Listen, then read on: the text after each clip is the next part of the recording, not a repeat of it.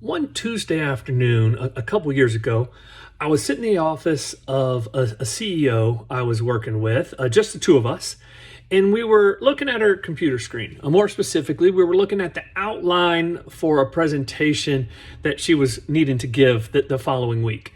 And my job was to help make the presentation better. I guess in reality, one of my jobs in general was to make all of her presentations more effective. And this was actually kind of a tricky job because she was pretty good at giving presentations. She was comfortable talking in front of people. She was smart as hell, and she had a good message to deliver. So we worked on things. We needed to reduce the number of words, the amount of content on each one of her slides, tweak the message a little bit to be more about the benefits and less about the process. One of the things that I really tried to get her to do was get her to practice more. And we had made progress in some of these previous presentations, and we were making progress in this presentation as well. But it just was kind of missing something. It just wasn't quite a great presentation yet. So, we left that meeting. We had made our progress, and we left that meeting. And I'm thinking about this. How do we get this, from good to better to best? How do we make this happen? So I look at some of her older presentations. I'm looking at other TED Talks and good presentations online, videos that had gone viral. And I started to notice something. And that is that the best presentations just start. They don't spend a bunch of time with niceties and politeness, thanking the previous speaker, commenting on the weather, discussing how delicious the peach cobbler was at the luncheon. They just jump right into their presentation. Because you only have a couple seconds to hold people's attention. They know what the weather is like. They listened to the previous speaker. They enjoyed the peach cobbler. So if you start off talking about these things, you're talking about stuff they already know, and they don't feel like they need to listen. So they're on their phone, or they're writing notes, or talking to the person next to them, whatever they're doing. So we want to jump right in and get their attention right away. So there's levels to this. Let's think about it this way. There's the base level, which is getting up there and doing the niceties and politeness that most people do when they give a presentation. And then there's a step up from that, which is just jumping right in and giving, starting your presentation. And that's better, right? That's good. That's no longer that you're down to that good level. Now there's some temptations here to do these politeness things at the beginning. You feel the need to comment on the previous speaker because they were really good and you've been moved by it. And you just want to share that with that person. Well, share it with that person one-on-one later, or share it with the world on social media later. Maybe you're trying to establish credibility and share credentials.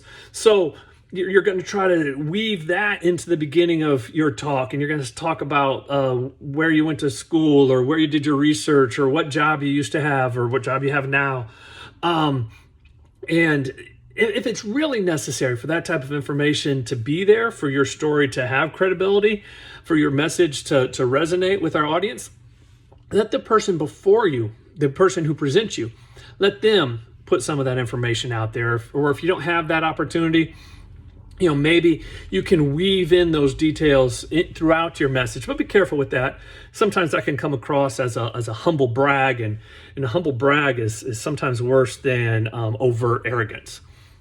Now, another, one of the things that, I don't say it's a trap, but, if the bad thing is, all this politeness, a step up is just getting started with your presentation. A kind of bland way to do that is something we've all been taught, which is tell them what you're going to say it, and then remind them what you said. This is not terrible advice, but it's not particularly engaging either. So what is more engaging? So if it's good to just get started, what makes it better? And that's to get it started with a story. Doesn't mean you have to begin with, once upon a time. Doesn't mean you have to talk about some, life-changing story from your childhood, or when you overcame addiction, or survived a blizzard, or had some sort of, great eureka moment. It could be a relatively mundane story about why you've decided it's time to tell this story, how you got interested in this topic, how you came to the assertions that you're going to make throughout your presentation. It doesn't even have to be your story.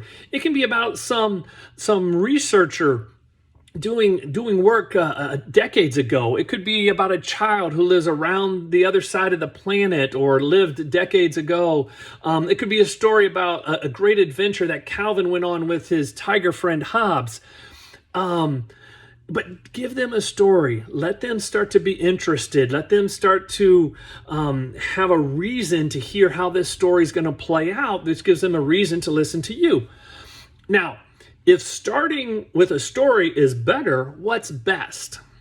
And that's pulling them in by establishing a setting for the story. Where were you? Is it day or night? Who else is there with you? Was this recent or was this years ago? And let them start to imagine this. Give them enough information that they're creating pictures in their heads. You talk about it happening back in the 1930s. They might be imagining it in black and white, or the cars driving past, or from that era, or you're sitting alongside of a river, or you're sitting in the back of a dark auditorium. Let them see that. Let them feel that. Let them involve their mind, because now they're involved with your presentation. You got to find the right level of detail. Too much detail and it gets distracting from the story that you're actually telling, and not enough detail and it doesn't cause them to truly get engaged. It doesn't start them to start imagining the picture and the setting and the environment there. Now, most of you might be thinking right now, I don't write stories. I don't know how to create a setting. It's a dark and stormy night. How do you do this? And it really is relatively simple. It can be done in as simple as one word. Yesterday. Maybe 3 words. Earlier this morning. All right? You've already started to create this environment. Now, that might not be enough of a setting to get them to start imagining it in their head and looking at the details. So let me give you an example.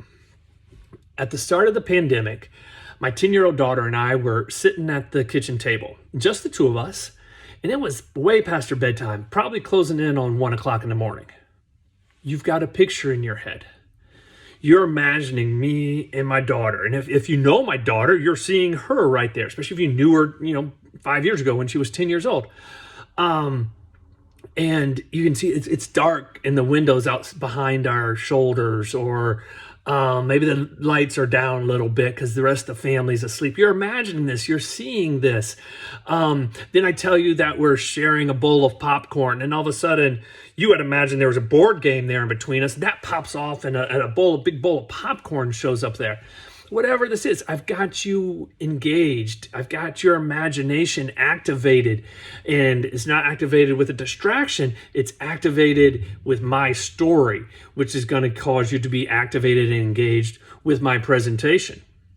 Now, that's a personal story, and that's always tempting to make this a personal story. It can be a business story. You start off something like this. One Tuesday afternoon a couple years ago, I was sitting in this office of a CEO I was working with. It was just the 2 of us, and we were looking at her computer screen. More specifically, we were looking at her outline for a presentation. Wait, you've heard this story before, right? Yeah. Sometimes it's important to listen to your own advice. Thanks.